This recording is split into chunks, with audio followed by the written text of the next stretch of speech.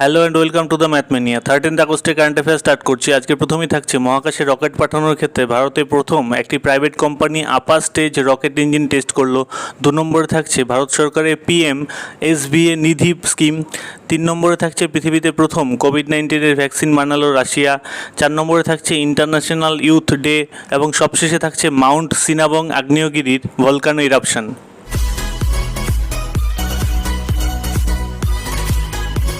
First question start করছি। Which company becomes India's first private company to test upper stage rocket engine? বলছে কোন কোম্পানিটা ভারতের প্রথম আপার স্টেজ রকেট ইঞ্জিনটা টেস্ট করলো। এই আপার স্টেজ রকেট ইঞ্জিন মানে হচ্ছে যেই সমস্ত রকেটের মাধ্যমে বা রকেট ইঞ্জিনের মাধ্যমে স্যাটেলাইট বা অ্যাস্ট্রোনটদের মহাকাশে পাঠানো হয়। যেমন ধরো লো আর্থ অরবিটে কোনো স্যাটেলাইট লঞ্চ করতে হলো, বা ধরো জিও স্টেশনারি অরবিটে কোনো স্যাটেলাইট পাঠানো হলো, বা ধরো চাঁদে বা মঙ্গলে যে মহাকাশযান বা মহাকাশচারীদের পাঠানো হয় সেইগুলো হচ্ছে এই আপার স্টেজ রকেট ইঞ্জিনের মাধ্যমে করা হয়। ভারতে কোনো প্রাইভেট কোম্পানি এর আগে এরকম কোনো রকেট ইঞ্জিন টেস্ট করেনি। ভারতের জন্য আছে ইসরো। ইসরো একটা গভর্নমেন্ট এজেন্সি।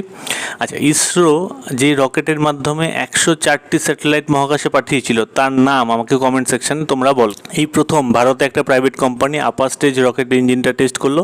এই কোম্পানিটার নাম হচ্ছে স্কাইরুট অ্যারোস্পেস। স্কাইরুট অ্যারোস্পেস এই কোম্পানিটা হচ্ছে হায়দ্রাবাদ বেসড বা হায়দ্রাবাদে হেডকোয়ার্টার এই কোম্পানিটার। এই কোম্পানিটা কি করেছে, একটা 3D প্রিন্টিংয়ের মাধ্যমে বানিয়েছে একটা রকেট ইঞ্জিন। এই যে আপার স্টেজ রকেট ইঞ্জিনটা টেস্ট করলো, এই রকেট ইঞ্জিনটা বানানো হয়েছে 3D প্রিন্টিংয়ের মাধ্যমে। আর ইঞ্জিনটার নাম দেওয়া হয়েছে সিভি রমনের নামে। তোমরা আমাকে কমেন্টে এটাও বলো যে এই সিভি রমন কবে নোবেল প্রাইজ পেয়েছিলেন এবং কী জন্যে তিনি নোবেল প্রাইজ পেয়েছিলেন। সেকেন্ড কোশ্চেন স্টার্ট করছি। PMSVA Nidhi scheme has launched to provide loan for which of the following section? বলছে PMSVA নিধি স্কিমটা যেটা লঞ্চ করা হয়েছে সেই স্কিমটা কাদেরকে লোন দেওয়ার জন্য, কোন সেকশনে বা কাদেরকে লোন দেওয়ার জন্য এই PMSVA নিধি স্কিমটা লাগু করা হয়েছে। 17th জুলাই কি হয়েছে, PMSVA নিধি নামে একটা মোবাইল অ্যাপ লঞ্চ করেছে। কারা লঞ্চ করেছে? Ministry of urban affairs 17th July PMSVA Nidhi নামে একটা মোবাইল অ্যাপ লঞ্চ করেছে।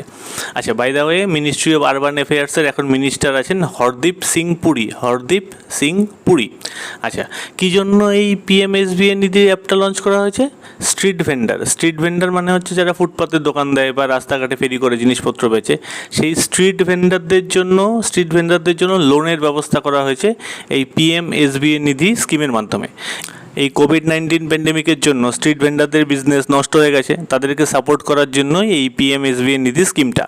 আর এই PMSVA নিধি স্কিমটার পুরো নাম হচ্ছে prime minister street vendor Atmanirbhar Nidhi scheme. Prime minister street vendor Atmanirbhar Nidhi scheme. 12th August অবধি মানে গতকালকে অবধি এখনও অবধি 5 লাখ অ্যাপ্লিকেশন জমা পড়েছে এই PMSVA নিধি মোবাইল অ্যাপ্লিকেশনের মাধ্যমে। কী জন্য? লোনের জন্য। গোটা ভারতবর্ষে মোটামুটি 50 লাখ স্ট্রিট ভেন্ডার আছেন। তাহলে এই কোশ্চেনের আনসার হয়ে গেল স্ট্রিট ভেন্ডার্সের জন্য এই লাগু হয়েছে এই আমাদের যে মোবাইল অ্যাপ্লিকেশন, কি নাম?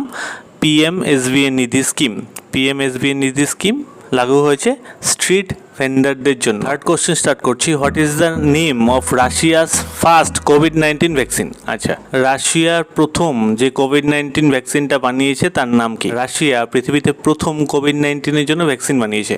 নিউজে তোমরা দেখেছো যে রাশিয়ার প্রেসিডেন্ট ভ্লাদিমির পুতিনের মেয়ে কোভিড-19 ভ্যাকসিনেরই ফার্স্ট ডোজটা নিলেন।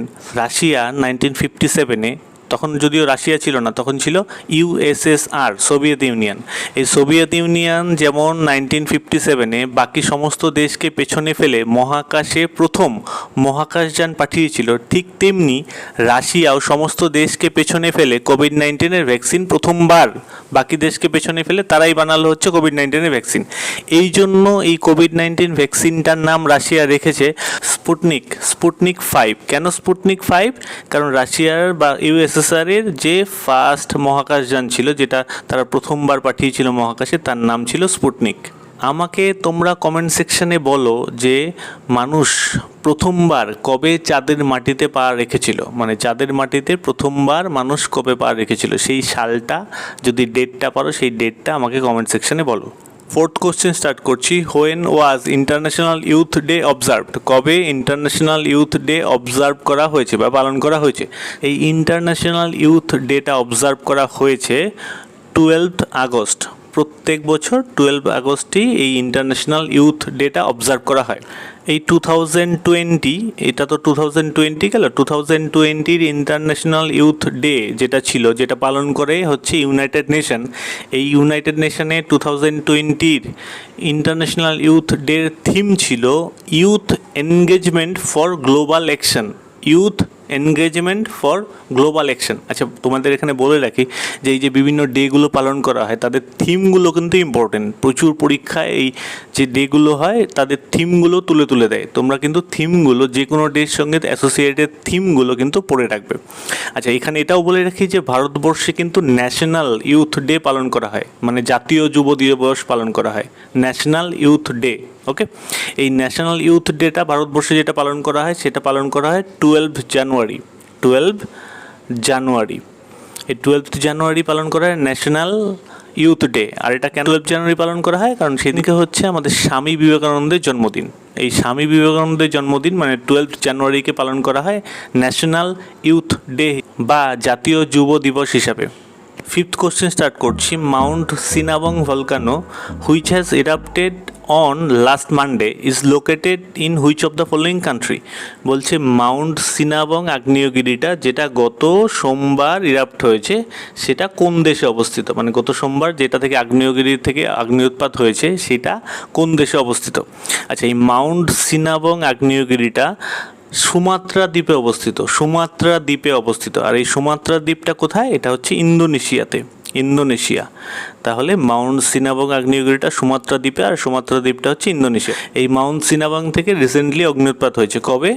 গত সোমবার। ওকে, এই যে ইন্দোনেশিয়া এখানে পেলাম, ইন্দোনেশিয়ার কয়েকটা জিনিস আমরা জেনে রাখবো। ইন্দোনেশিয়ার ক্যাপিটাল হচ্ছে জাকার্তা। ইন্দোনেশিয়ার প্রেসিডেন্ট এই মুহূর্তে আছেন Joko Widodo. Joko Widodo.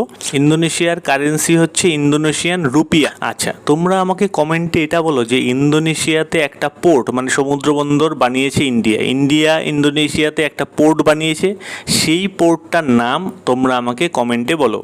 Thank you so much for watching my video. যদি ভালো লাগে লাইক করে দিও, বন্ধুদের সঙ্গে শেয়ার করে নিও, আর যদি পরবর্তী ভিডিওগুলোর নোটিফিকেশন চাও তাহলে সাবস্ক্রাইব বাটনটা অন করে দিও।